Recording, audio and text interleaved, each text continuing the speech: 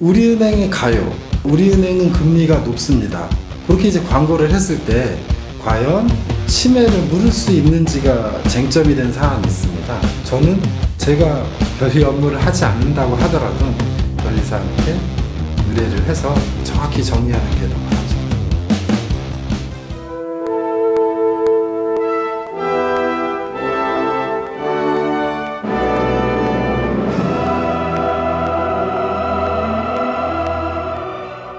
안녕하세요. 특허법인 현윤 대표변리사 박지현입니다.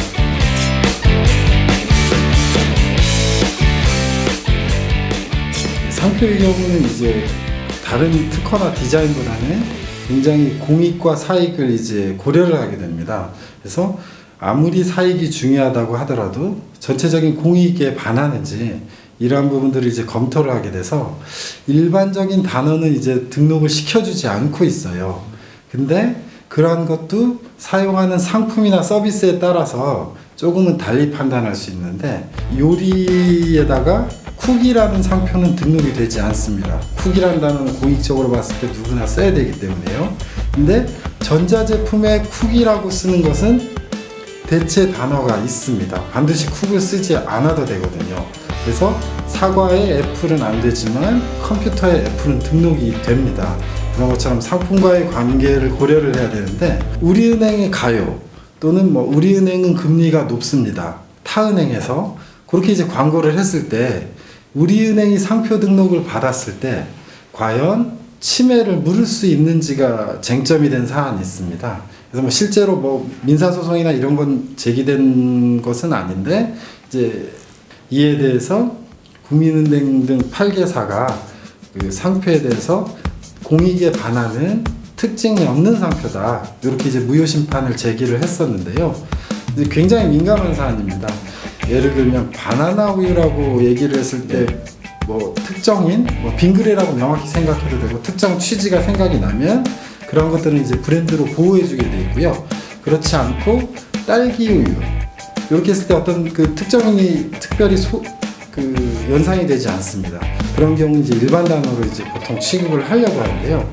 우리은행이라고 이렇게 들었을 때 어떤 분들은 우리은행을 생각할 수도 있지만, 또 공익적인 관점에서 내가 사용하고 있는 우리은행 이렇게 인식이 될 수도 있습니다. 그래서 굉장히 이슈가 되는 사안이었는데, 결국 이제 특허법원에서는 일부 품목에 대해서 이제 등록을 시켜줬지만 대법원에서는 결국 우리은행이란 단어는 특징이 없는 것으로 봐서 상표 등록을 무효화했습니다. 그래서 누구나 쓸 수 있는 그러한 단어가 이제 된 거고요. 제가 이제 주관적인 관점인데, 저희 이제 판사님이나 법률 하시는 분들은 공익적 취지와 사익을 이제 상당히 고려를 해야 되는데, 사회적 질서 측면에서 바라보면 우리은행이라는 것을 등록시켜주지 않는 것이 아무래도 공익에 더 집중하시지 않았나, 이렇게 생각이 됐고요. 인터넷으로 소장을 접수해 소송 절차를 진행하는 전자소송이 종이 문서를 이용하던 기존 소송 시스템을 빠르게 대체하고 있습니다. 편리함은 물론 소송 비용도 아낄 수 있고 사건 처리 기간도 단축할 수 있기 때문입니다. 지난 2010년 특허 사건을 시작으로 민사나 가사, 행정소송으로 확대되면서 현재 형사사건을 제외한 모든 소송이 종이 없이 가능해졌습니다. 최근에는 모든 직업군에 대해서 이제 전산화가 잘 돼 있고 잘 이제 정리를 하고 있습니다. 우리나라가 아마 전 세계 가장 뛰어나다고 보시면 되겠는데, 예를 들어 등기도 이제 전자로 할 수 있게 된다라든지, 소송도 전자소송이 가능해진 것처럼 특허청이 가장 먼저 전자 시스템을 도입을 했다고 보시면 되겠고요. 그래서 특허를 검색하는 것부터 시작해서 특허 신청을 하는 그 제도적 정비가 온라인이 굉장히 잘 돼 있습니다. 근데 거기서 이제 한 2가지 정도 조금 문제가 있는데요. 다른 전자 시스템보다 첨부를 하거나 이런 그 파일 형태가 굉장히 좀 난해하게 돼 있습니다. 그래서 제출 자체를 서면으로 직접 특허청에 제출하는 부분은 이제 모르겠으나, 온라인상으로 직접 제출하기는 생각보다 상당히 노고가 이제 걸릴 거고요. 두 번째 중요한 거는, 특허라는 것은 이제 본인의 기술을 보호를 하는 것인데, 어떤 부동산이라든지 이런 것도 명확히 지번이 있으니 내 땅이다라고 구획할 수 있는 것처럼 특허도 특허 청구범위라는 부분에 이게 내 권리요하고 이제 기재를 하는 그런 난이 있는데 개인이 그러한 부분들을 기술적으로 기재하기는 조금 어렵습니다. 그래서 비용을 아끼고자 그러한 부분들을 그냥 본인이 느끼는 점에 대해서 피력하다 보면 결국 특허청에서 의견이 나와서 등록을 할 수가 없는 상태가 되거든요. 그리고 다른 어떤 그 일반적인 그 재화나 용역과는 달리 특허라는 거는 지금 시점에서 신청을 하고 1년 6개월 후에 결과가 나오는데 결과에 대해서 보정이 굉장히 인색합니다. 그래서 인색하기 때문에 그 부분을 수정하지 못하고 거절이 되고 다시 출원을 해야 되는 그런 형태가 발생하거든요. 그러면 그 사업자 입장에서는 1년 반이라는 세월을 그냥 그 비용을 아끼고자 이제 소비하는 게 되시고요.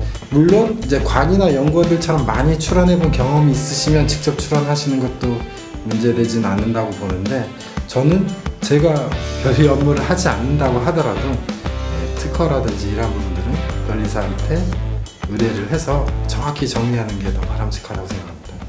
업무 영역은 굉장히 다양화될 것으로 보이고요. 그 다음에 그 자원의 시대보다는 지금 이제 지식 재산의 범위도 굉장히 국가마다 강해진 것 같아요. 예를 들어 미국이 중국에게 제재를 가하는 수단의 하나가 지재권에 의한 어떤 수단들도 제재를 가할 수가 있어서 굉장히 다양하고 포괄적인 부분에 활용될 수 있을 거라고 보이는데요.